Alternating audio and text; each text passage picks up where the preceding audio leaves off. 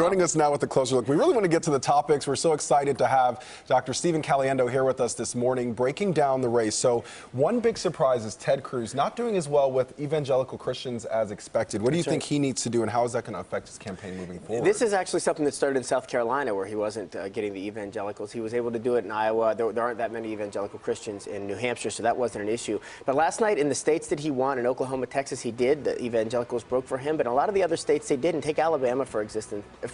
In Alabama, 77% of Republicans who voted yesterday identified as evangelical Christians, and they only 22% of them voted for Cruz, and 44% went for Trump. And so you got to wonder what's going on here. Trump is not speaking that language, but for whatever reason, they're gravitating toward him.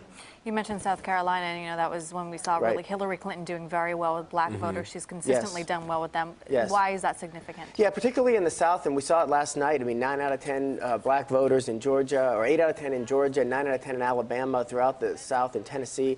And it's significant because it's a big part of the voting population. Black folks come out in large numbers in Democratic to support Democratic candidates, and so she will need them if she were to secure the nomination. Not the same as for Obama, though, right?